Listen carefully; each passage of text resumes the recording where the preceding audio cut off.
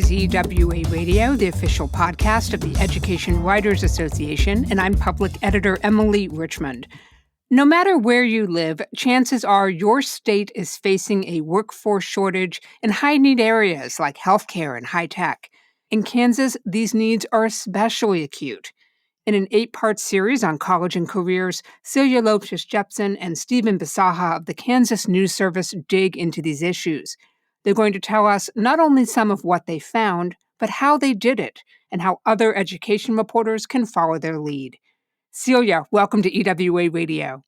Hi, it's great to be here. And Stephen, we're very glad to have you here as well. Thanks for having me. Celia, let's start with a concept from the first part of this big series, and that is the quote-unquote college economy. What is it, and how is it impacting Kansas students? Yeah, so it's a very simple but really interesting concept, and that is that since the recession, for the first time in U.S. history, most of the what Georgetown would call decent paying jobs go to people with bachelor's degrees. So that puts a lot of pressure, on high schoolers to think about what path they want to take and whether not going to college will shut them out of the middle class. Where is Kansas similar to other states in terms of these high needs?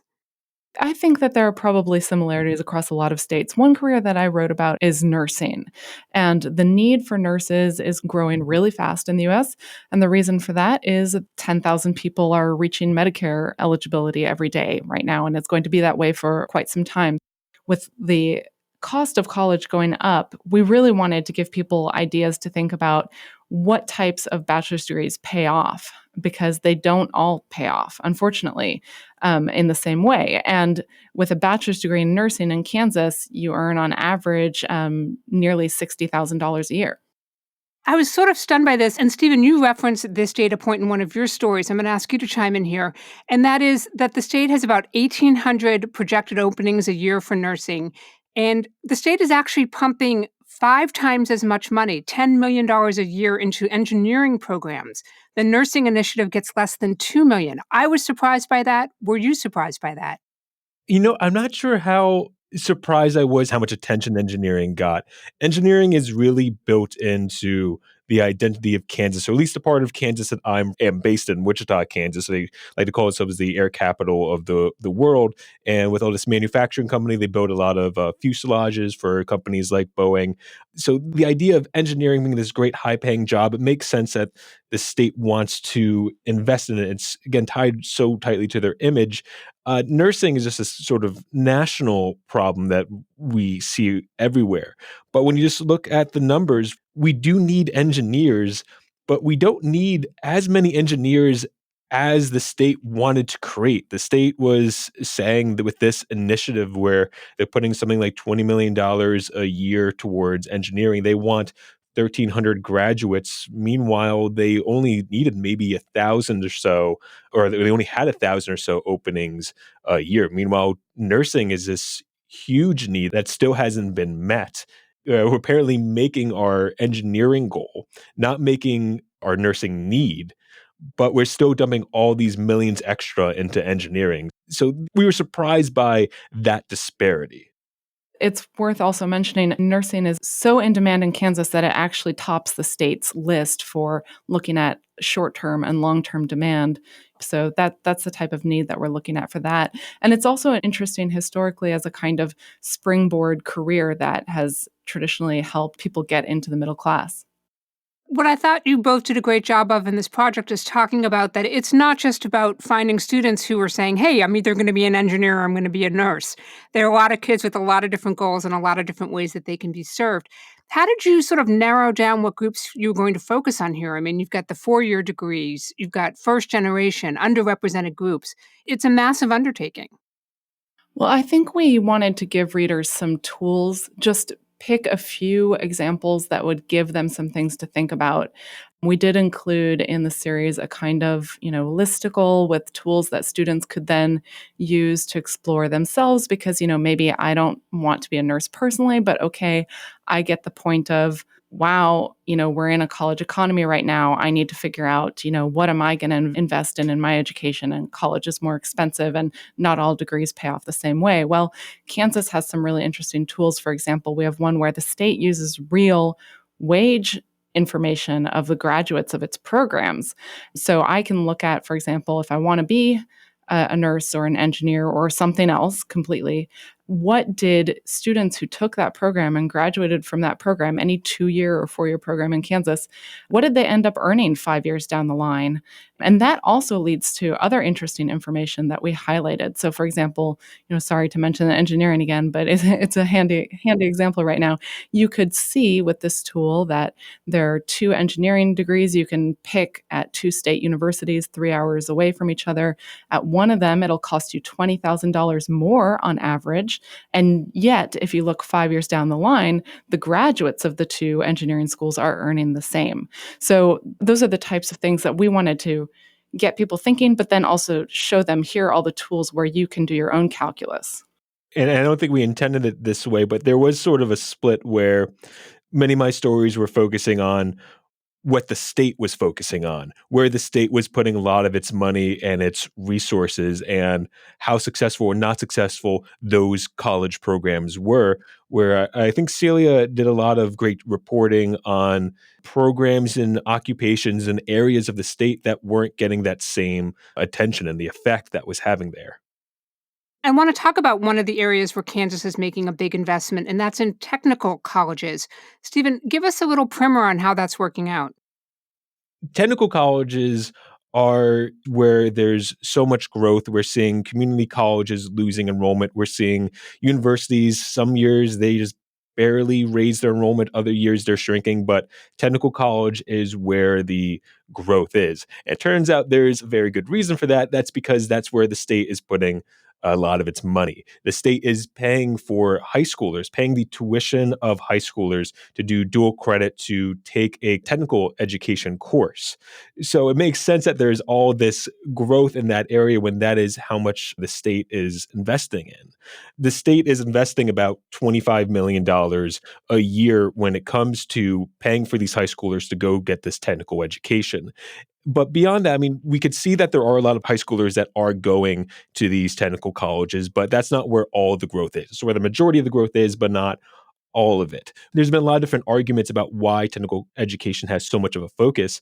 And I think part of it comes down to the political climate and these culture wars. And there's a lot of divide politically in how people think about college campuses and the value of the culture that's presented on there. And technical colleges, they do away with a lot of that campus culture. Many of them don't have bands, they don't have experimental theater, they don't have mascots. It's just this straight promise of fast path to a high paying job that you can get that degree or that certification in less than 2 years and sometimes in less than 2 months. I've had a chance to spend some time in some technical colleges, and I definitely know what you're talking about. There's a different kind of sense of purpose there, sort of that old fashioned idea of you go to college to find yourself. And in technical colleges, kids have a pretty good idea of what they want. One of the reasons for that, as you mentioned, is they've already had exposure often to what they're studying, and that's through the dual credit programs. Celia, let's turn to your reporting on that.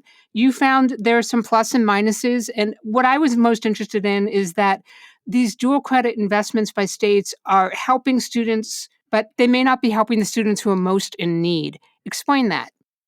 So, quick distinction. So, as Stephen explained, our state since 2012 or so has been paying for high schoolers to go to technical classes for free at the colleges, if you want to be an electrician or something.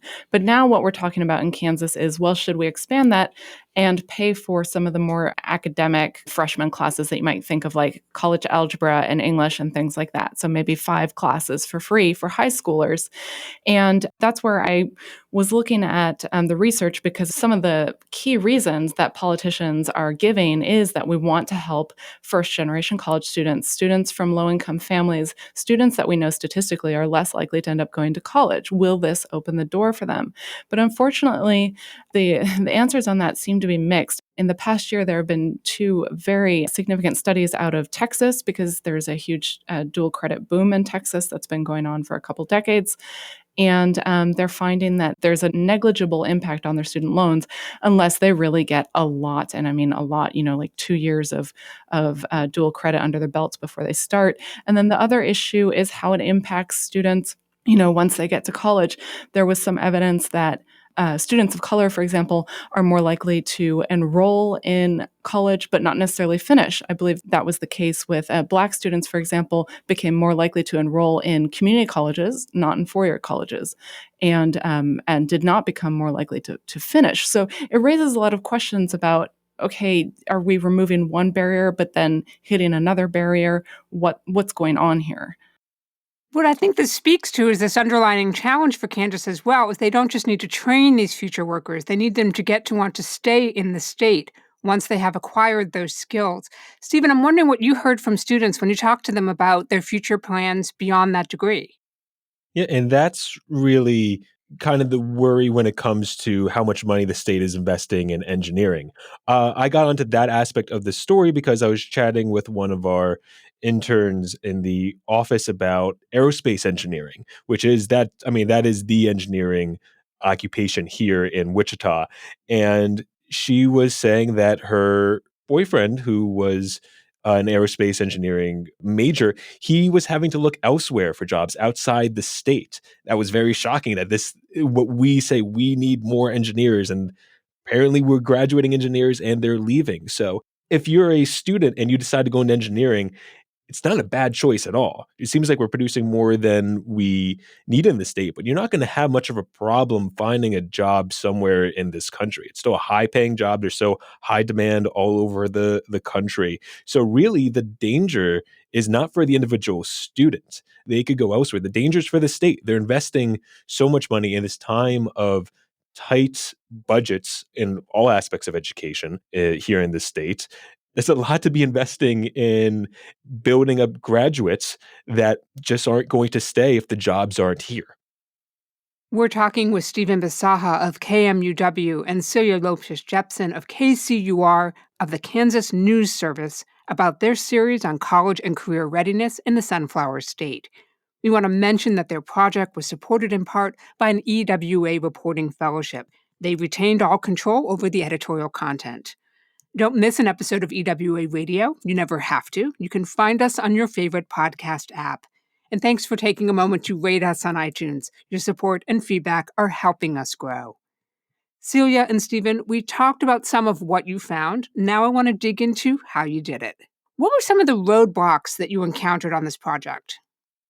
That's a really good question. So, one of the ideas I wanted to look at was a proposal to expand access to four-year college in Southwest Kansas, and it felt like a big part of that question would be the cost. Honestly, the cost behind a lot of, and that goes for the dual credit program as well. This idea of, well, how much should we pay for students to have these classes and such?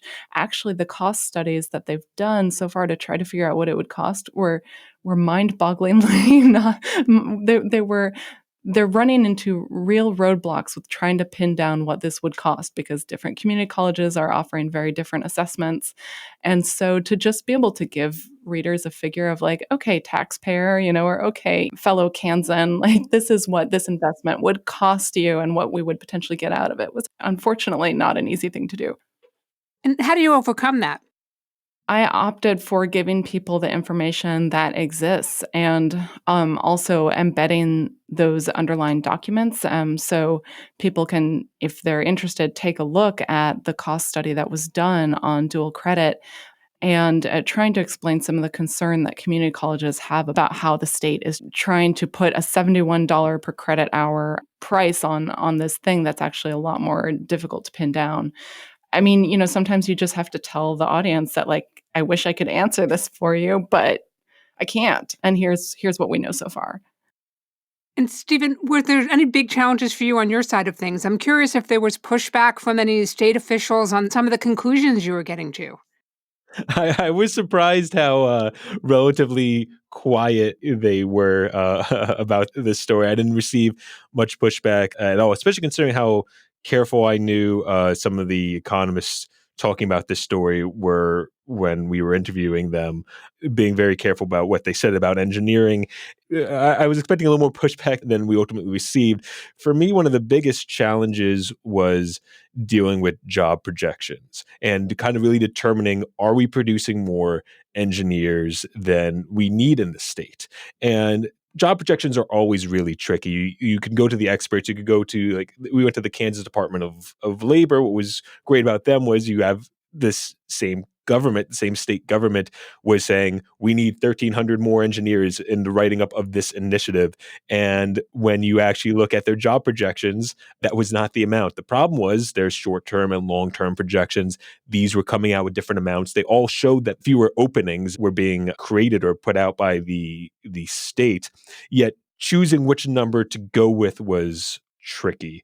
I think what we ultimately went with was the number that was closest to what they had in their initiative. There's still a gap between those two numbers, but I think it was important to kind of go with a more conservative number of the two. But anytime when you're dealing with job projections, it gets really tricky. And a big solution was just going and talking to employers and confirming that, yeah, they're really finding that they don't need as many engineers, or they don't have like this sudden burst for more engineers than they had a couple of years ago. Yet there are more engineers for them to choose from, which is great for them. In a series this big, how do you approach things like fact checking? I mean, with this much data, are you just highlighting every other line? Yeah, there's a lot of Saturday or Sunday mornings with different color coded highlighters and going through, especially as you finish one story and you put it aside to wait to publish it for when your other stories get done. Some of these numbers get updated. And I know the job projections were, in fact, updated. So numbers had their own highlighter color, which I know a lot of reporters rely on, but it's easier to be like, okay, let's take the time to double check every number that's in the story. Celia, you've been on the beat for a while. I'm curious if you learned something new during this project. Oh, yeah, I definitely did. One of the things that was really interesting for me is the research from Georgetown, the Center for Education and the Workforce at Georgetown.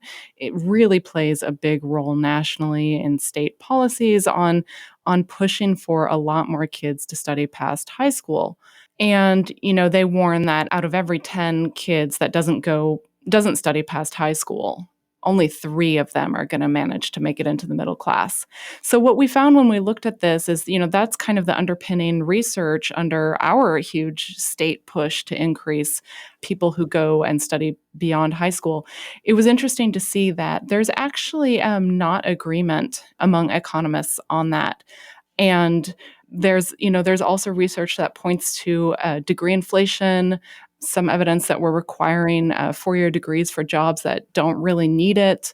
I found a lot of nuances in that, and I found that as I worked on this series, I had to learn to kind of hold 2 contradictory ideas in my brain at once and try to start parsing out different careers have different situations, and it's not everyone in the same boat. And then the other really interesting thing was I've tended to think about college access in terms of income and barriers that are well documented, like, are you a first generation student? We know that that comes with some obstacles. But for this series, I looked at geography as a barrier. There's research about this idea of higher education deserts that is really relevant to Kansas. And that was a new way to look at that topic for me. And I hope other people might check out how geography affects access in their rural areas as well in their states. I would say that was a great section of the story, and I will encourage all of our listeners to go and listen. And Celia focused on Dodge City in southwest Kansas, which has almost everything it needs except that 4-year college. Stephen, let me turn to you. You are a part of the most recent class of EWA's New to the Beat program, which is for journalists with fewer than 2 years' experience covering education. I'm curious, what do you know now that you didn't know a year ago? There's so much more I know now about how Kansas education operates. I mean, I think a lot of what I learned from this project was just the logistics of working on a longer series, which I hadn't had too much experience of. Like you had said, dealing with fact checking when you have so many series and working over such a long time, the nice luxury of getting to work with a photographer was fantastic. The biggest challenge for me writing wise was we had stories that were written in a few different styles. Some were more casual, like we had one that was different piece of information that high schoolers or recent college freshmen should be considering when picking a major. And I don't know how successful it was, but we tried to write a little bit more casually, have a little more fun with it, which is definitely very different from how we wrote some of the other stories in there. So learning to write for different audiences and mixing those different styles was a unique challenge. So, for reporters who may not get the kind of time and resources you had for this undertaking, I'd love to hear a story idea from each of you for reporters looking at these kinds of workforce, post secondary training issues in their own states. Celia, let's start with you. Well, I think I'm going to have to go back to the idea of rural areas. So that was interesting to me because we talk a lot in Kansas that we want to level the playing field. I mean, this, no surprise, everyone's talking about this. We know that students of color are underrepresented on our campuses. And wherever you are, that's probably the situation where you are as well. And you're no doubt digging into income and you're digging into these factors. But also, in Southwest Kansas, the nearest campus to get a bachelor's degree is 100 miles in one direction, 160 miles in another direction.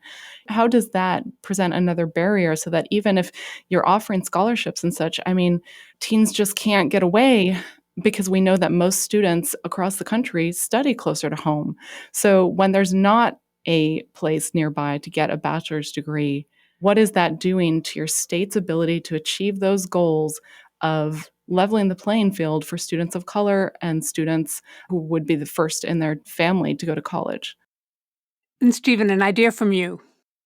I would say look at the different workforce initiatives and education initiatives that your state has going. We looked at engineering and nursing. Those are the only two real initiatives they had aimed at a particular occupation. And engineering was much higher, nursing was much lower, yet it was complete inverse when it came to the actual demand in the state. So is your state investing much more in one occupation versus another, despite the fact that the latter occupation might have a lot more need? Especially when the state itself, its own Department of Labor, is saying that, no, this seems to be the one where employers need this occupation a lot more. I think it's always fascinating when you could find state government, different parts of it contradicting itself and what it says the state actually needs and how it's spending its money. Stephen Bisaha of KMUW and Celia Llopis-Jepsen KCUR are part of the Kansas News Service, and they are both EWA Reporting Fellows. Thanks again for making time for EWA Radio. Thank you. Thank you. And that wraps up another episode for us. If there's a story you want to know more about, drop us a line at radio@ewa.org. The mission of the Education Writers Association is to strengthen the community of education journalists and improve the quality of education coverage. For more than 70 years, EWA has helped reporters get the story right. Have a great week, and thank you for listening.